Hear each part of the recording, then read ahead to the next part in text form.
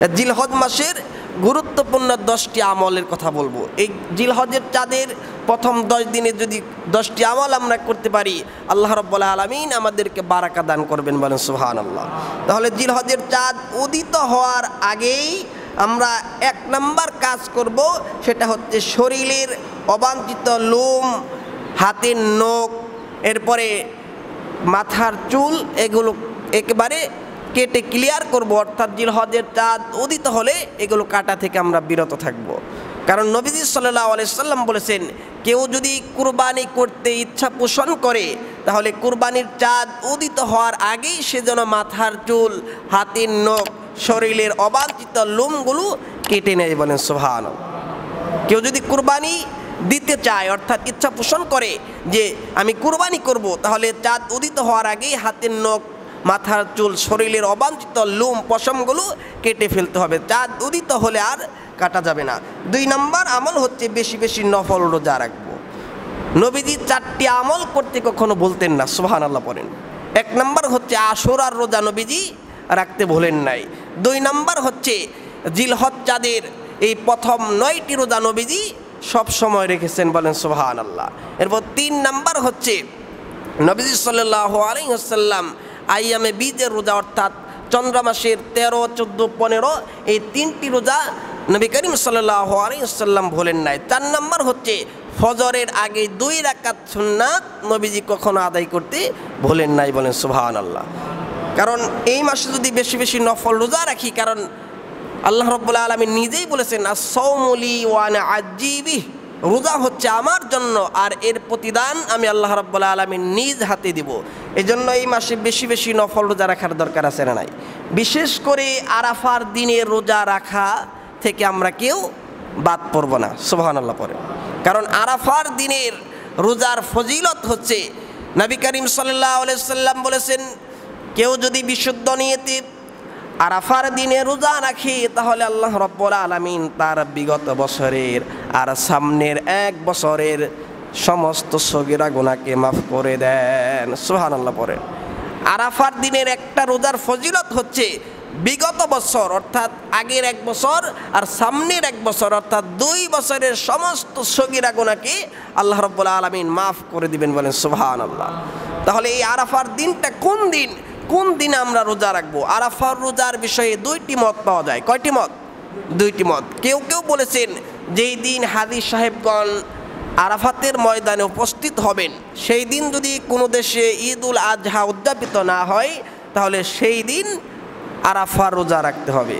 আর দ্বিতীয় মত হচ্ছে, যেই দিন হাজী সাহেবগণ আরাফাতের ময়দানে অবস্থান করবে সেই দিন যদি আপনার দেশে 9 জিলহজ না হয়, অর্থাৎ আরাফার রোজার সম্পর্ক হচ্ছে 9 জিলহজের সঙ্গে, অর্থাৎ আপনার দেশে যেই দিন জিলহজ চাঁদের 9 তারিখ হবে সেই দিন হাজী সাহেবগণ চাই আরাফাতের ময়দানে থাকুক কিংবা না থাকুক, আপনার দেশে যদি 9 জিলহজ হয় তাহলে আপনি আরাফার রোজা রাখবেন। তাহলে আরাফার রোজার বিষয়ে কয়টি মত পেলাম?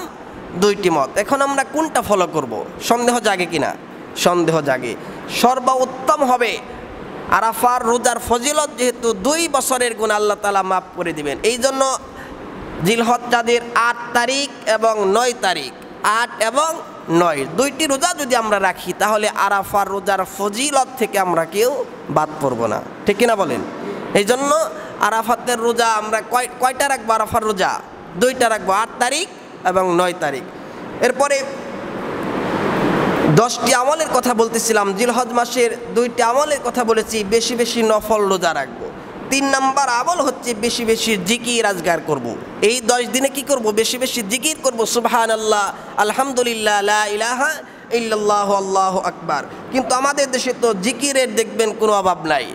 দয়াল বাবা বিভিন্ন নামে জিকির আজগার করা হয়, এগুলো বলে জিকির আজগার করলে কিন্তু সওয়াবের পরিবর্তে গুনাহ হবে, আপনার শিরিক হয়ে যাবে। এই জন্য সর্বোত্তম জিকির হচ্ছে সুবহানাল্লাহ, আলহামদুলিল্লাহ, লা ইলাহা ইল্লাল্লাহু আল্লাহু আকবার। এই সমস্ত উচ্চারণ, এই সমস্ত তাসবিহগুলো আমরা বেশি বেশি পাঠ করব। এরপরে 4 নম্বর আমল হচ্ছে বেশি বেশি তওবা ইস্তেগফার করব। 5 নম্বর নিয়মিত আমল সমূহের ব্যাপারে যত্নবান হব।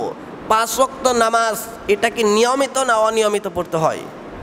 কথা বলেন, নিয়মিত না অনিয়মিত?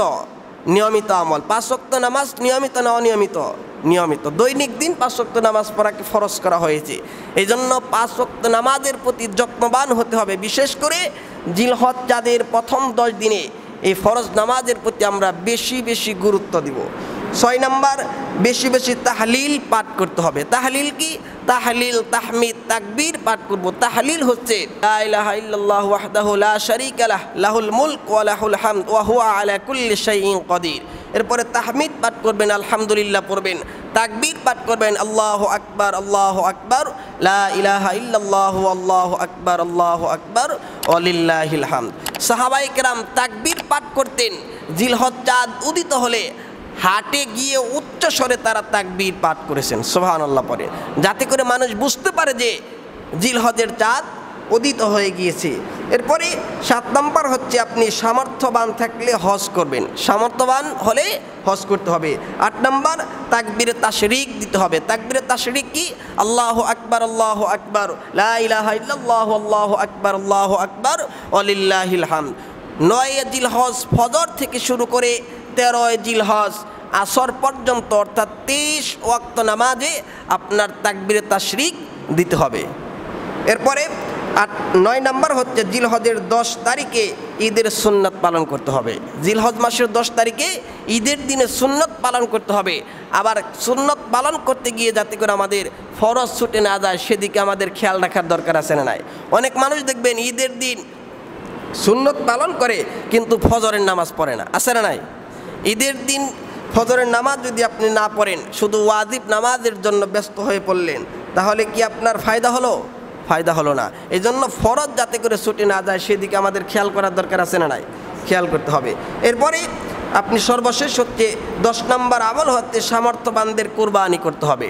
আপনার যদি কুরবানি করার সক্ষমতা থাকলে কুরবানি করা আপনার উপর ওয়াজিব। ঈদের দিনে সমস্ত যাবতীয় প্রয়োজন মেটানোর পর কুরবানি দেওয়ার সামর্থ্য আপনার থাকলে আপনার উপর কুরবানি দেওয়া ওয়াজিব।